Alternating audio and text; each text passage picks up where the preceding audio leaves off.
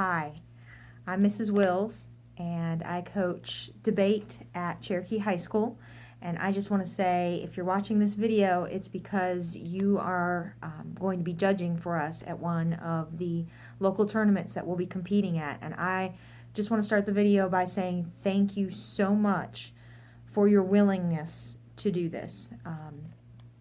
You are really doing a couple things. Number one, you're saving us a lot of money because judges' fees can amount to up to over $500 for a tournament. So this is a great service that you're doing for our team. But then in addition to that, this is a great service that you're doing for the state of Georgia, for students in the state of Georgia. Speech and debate is an activity that produces a lasting impact in the lives of these students. Public speaking is such an important skill, and so I just want to say thank you for facilitating that, because really the tournaments that we go to, they cannot provide this activity, cannot do this without you, without judges to listen to these students and give feedback. Tournaments are not possible. And so it's parents like you who are willing to take the time to learn the activity and go spend a Saturday and listen to the kids and give some feedback and make some decisions and rounds that really make this possible. So again, just really want to emphasize and really just want to say thank you so much for your willingness to do this for us and for the students in the state of Georgia.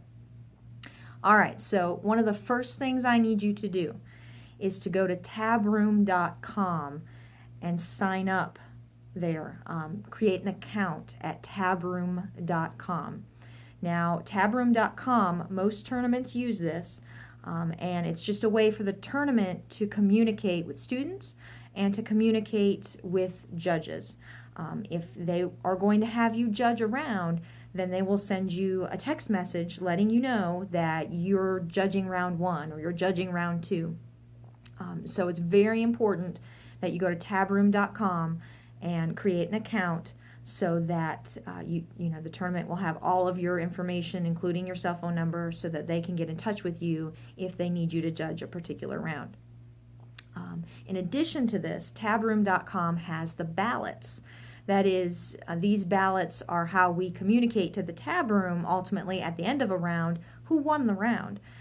So the tab room will need to know, did the affirmative win the round? Did the negative win the round? Was it Cherokee High School that won the round, or was it Sequoia High School that won that particular round?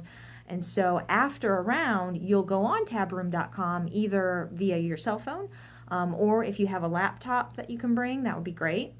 You can go on there, and then at the end of a round, you can let the tournament know by simply a couple clicks who won the round, and you can leave some feedback for the debaters as well that way.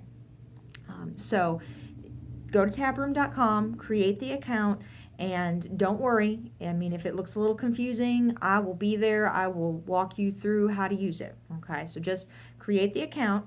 And then the second thing, come to the tournament with your cell phone charger, or if you're bringing your laptop charger, as well as pens and paper. You'll need pens and paper to take notes during the round. And we'll get to that more on that in just a minute. So, how to judge debate. Okay, a couple things here. When you get a text message saying that you're judging a round, it will have the room number. You'll go to that room and you'll meet the debaters there. One of the first things that you'll do is just double check you are all in the right spot. Okay, we're supposed to be in this particular room, and you are, and you double check on tabroom.com. Okay, yep, that's who I'm supposed to have here is Cherokee so-and-so and Sequoia so-and-so.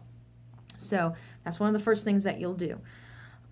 Then when you get in there, just after you've made sure everybody's in the right spot, and you've got the right people who you're supposed to be judging, just set up, get comfortable, give the debaters a few minutes to set up.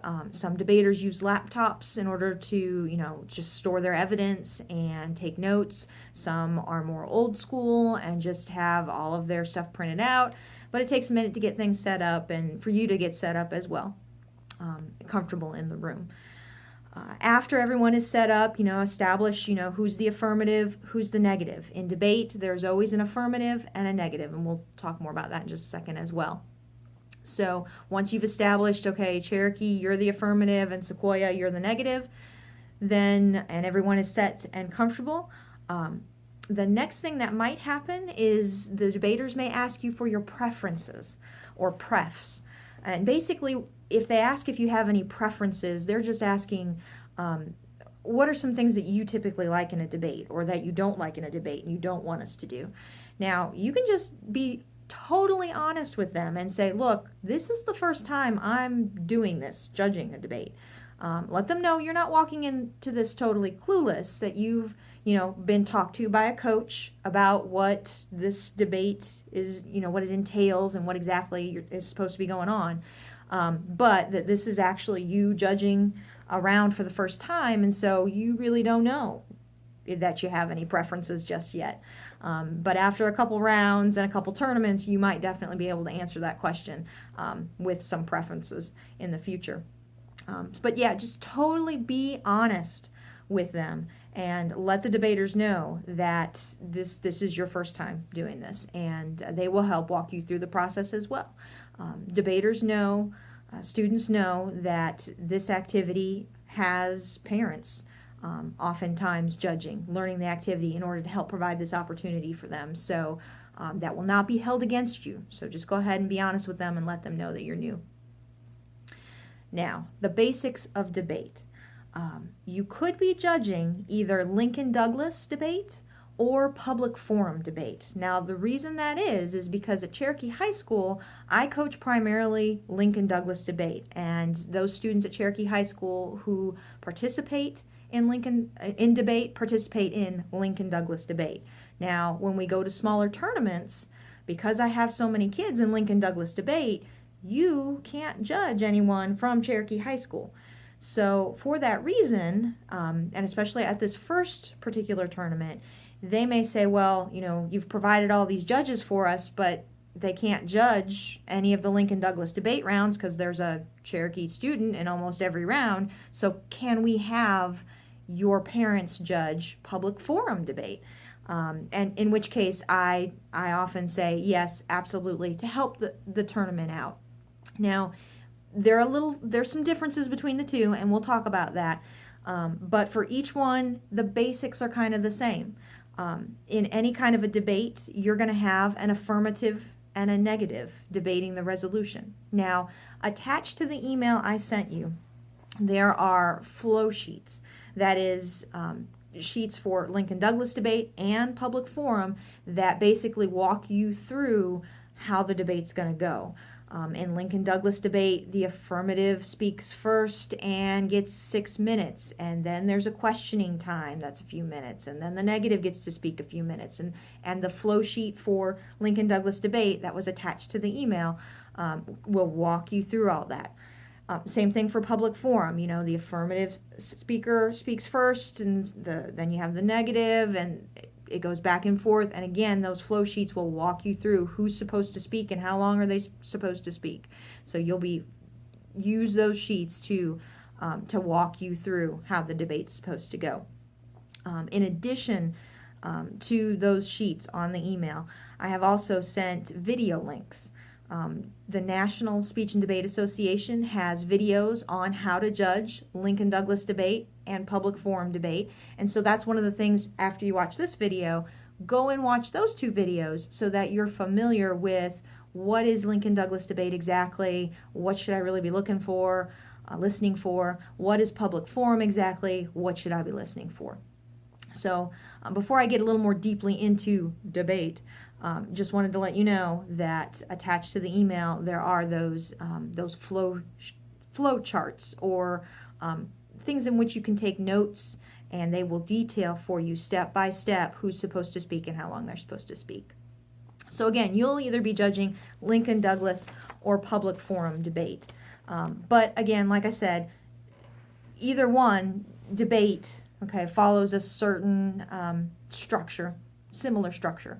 You have a resolution, something that you're debating, a topic, a subject that you're debating, and I'll put those in the email as well. so you'll know exactly what you'll be listening to. And in each debate, you have an affirmative speaker and a negative speaker. If it's Lincoln Douglas debate, it's a 1 versus 1 debate, 1 speaker versus 1 speaker debate. If it's public forum, it's a team debate. It's 2 speakers on the affirmative and 2 speakers on the negative debate. So that's, I think, one of the biggest differences between Lincoln Douglas and public forum, is that Lincoln Douglas is 1 versus 1 and public forum is 2 versus 2. But like I said, whether it's either one, they have a resolution, and you have an affirmative and a negative side on that resolution. The affirmative has the burden of proof in the debate because they're seeking a change from the status quo. And the negative is defending the status quo and is negating the affirmative. So again, Lincoln Douglas, public forum, doesn't matter. That's the basic structure of a debate: a resolution, an affirmative, and a negative side that are debating the topic. Now, during the debate, you'll want to keep notes on how the debate is going. And again, those flow charts will be an excellent place for you to take those notes, because they also have on there who's supposed to be speaking and when they're supposed to be speaking and how long they're supposed to be speaking. So you'll be taking notes on those flow charts. Now, with Lincoln Douglas debate, you'll see on that particular flow chart that there's a place for you to write down their value, their criterion, and then just a bunch of space. And that space is there for you to write down their contentions, which sometimes have subpoints. Now, don't freak out by all these words.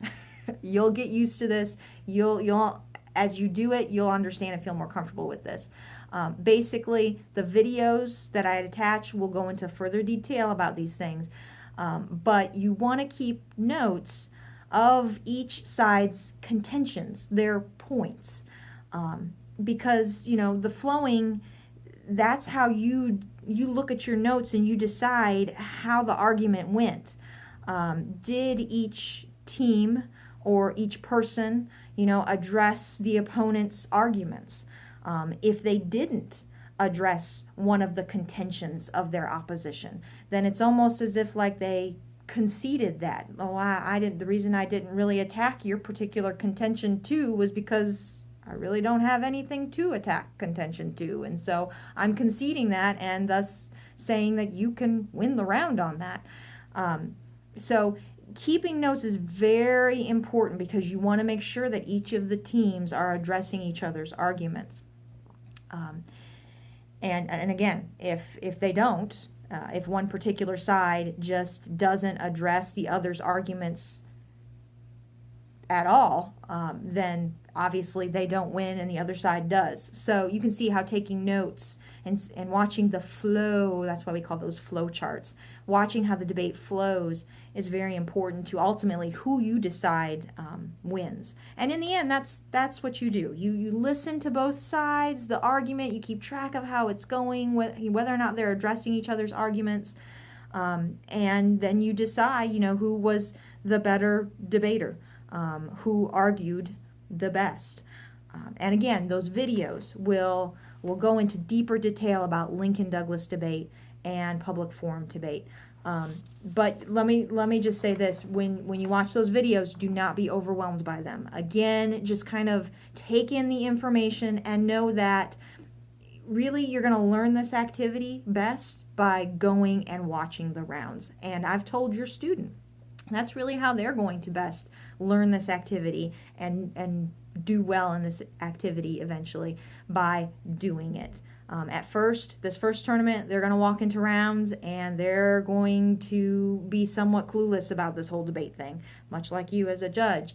But then after a round or two, they'll feel so much more comfortable about what exactly it is that they're doing finally and how they're supposed to be, doing this debate. And you as a judge will have a better understanding of, oh, okay, this is how this is run, and I should probably take more closer attention when this happens and when this happens. So by doing the debate, the students become better, and by judging the debate, you will become a better judge. So at the end of a round, a couple things. Number one, the students will probably ask you, will you disclose? that is, they're going to want to know, will you tell us who you think won? They want to know before they leave the round, who are you going to vote for, the affirmative or the neg? Here's the thing, you don't have to tell them.